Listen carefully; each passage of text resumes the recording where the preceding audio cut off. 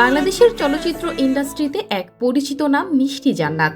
নানা কারণে আলোচনায় আসা এই অভিনেত্রী অভিনয়ের মাধ্যমে যতটা না জনপ্রিয়তা অর্জন করেছেন, তার চেয়েও বেশি আলোচিত হয়েছেন ব্যক্তিজীবনের বিভিন্ন প্রসঙ্গ নিয়ে।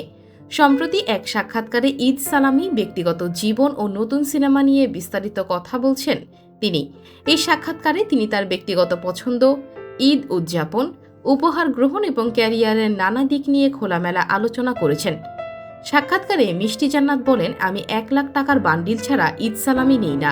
এই সালামি সাধারণত আমি আমার কাছের মানুষদের কাছ থেকেই পাই। নিজের টাকা খরচ করে খুব কম শপিং করেছি। পরিবার ও বন্ধুদের কাছ থেকে প্রচুর গিফট পাই, যা আমাকে আনন্দ দেয়। মিষ্টির এই বক্তব্য শোবিজ অঙ্গনে বেশ আলোচিত হয়েছে। অনেকেই মনে করছেন তার এই ধরনের মন্তব্য তার বিলাসবহুল জীবনধারার পরিচয় বহন করে। অন্যদিকে তার ভক্তদের অনেকেই মনে করেন যে ঈদ উদযাপনের এই ধরনের গল্প তার ব্যক্তিত্বের একটি অংশ। মিষ্টি জান্নাত 2014 সালে লাভ স্টেশন সিনেমার মাধ্যমে ঢালিউডে আত্মপ্রকাশ করেন।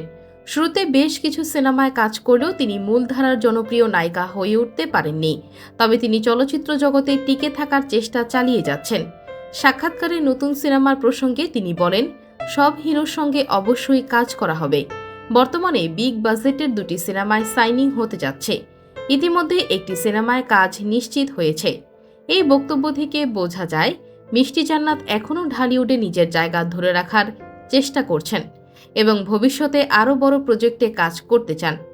বাংলাদেশের চলচ্চিত্র ইন্ডাস্ট্রিতে নায়িকাদের সঙ্গে প্রযোজকদের সম্পর্ক নিয়ে নানান গুঞ্জন প্রচলিত। এ বিষয়ে মিষ্টি জান্নাত বলেন, আমি প্রযোজকদের বলেই দিয়েছি, যদি কোনো নায়িকার সঙ্গে প্রেম করতে ইচ্ছে করে তাহলে আমাকে সাইন করাবেন।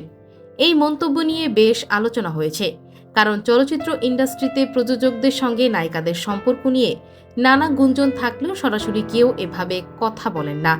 মিষ্টির বক্তব্য অনেকের কাছে সাহসী মনে হলেও এটিকে অনেকেই বিতর্কিত হিসেবে দেখছেন। সাক্ষাৎকারে মিষ্টি আরও বলেন, আমি যত ছবি সাইনিং করে দেশের বাইরে গিয়েছি, এসে দেখেছি নায়িকা পরিবর্তন হয়ে গেছে। আমি থাকি কিন্তু সাথে আরও একজন নায়িকাও থাকে। সাথে দেখা যায় কোনো বিগ বাজেট সিনেমায় আমি ছিলাম, কিন্তু পরে অন্য কেউ সেই জায়গা দখল করে নিয়েছে। এই বক্তব্য ঢালিউডের অভ্যন্তরীণ প্রতিযোগিতার একটি বাস্তব চিত্র তুলে ধরে। অনেকেই মনে করেন ইন্ডাস্ট্রিতে নিজের জায়গা ধরে রাখা বেশ কঠিন, বিশেষ করে নতুন ও কম জনপ্রিয় নায়িকাদের জন্য। চিত্রনায়িকা পরিচয়ের পাশাপাশি মিষ্টি জান্নাত একজন চিকিৎসকও। শোবিজের ব্যস্ততার মাঝেও তিনি তার শিক্ষা জীবন চালিয়ে গেছেন এবং চিকিৎসা পেশায় যুক্ত হয়েছেন। তবে তিনি পুরোপুরি চিকিৎসা পেশায় মনোযোগ না দিয়ে চলচ্চিত্র জগতেও সক্রিয় থাকতে চান। গত বছর মিষ্টি জান্নাত শাকিব খানের সঙ্গে বিয়ের গুঞ্জনের কারণে আলোচনায় আসেন। পরবর্তীতে সংবাদ সম্মেলন করে তিনি স্পষ্টভাবে জানিয়ে দেন, এই গুঞ্জন সম্পূর্ণ ভিত্তিহীন। শাকিব খানের সঙ্গে তার কোনো সম্পর্ক নেই এবং এসব গুজব ছড়ানো বন্ধ করতে অনুরোধ করেন। সাক্ষাৎকারের শেষে মিষ্টি জান্নাত জানান, তিনি আরও বড় বাজেটের সিনেমায় কাজ করতে চান এবং ঢালিউডে নিজের অবস্থান সুসংহত করতে চান। তবে ব্যক্তি জীবনে কোনো বিতর্ক বা গুঞ্জনে না জড়িয়ে নিজের কাজের মাধ্যমেই জনপ্রিয়তা অর্জন করতে চান তিনি। মিষ্টি জান্নাতের সাক্ষাৎকার তার ব্যক্তিত্ব ও চিন্তা ভাবনার একটি প্রতিচ্ছবি। তিনি স্পষ্টভাষী এবং তার ক্যারিয়ার সম্পর্কে আত্মবিশ্বাসী। যদিও ঢালিউডে তার অবস্থান এখনও খুব বেশি শক্তিশালী নয়, তবুও তিনি লড়াই চালিয়ে যাচ্ছেন।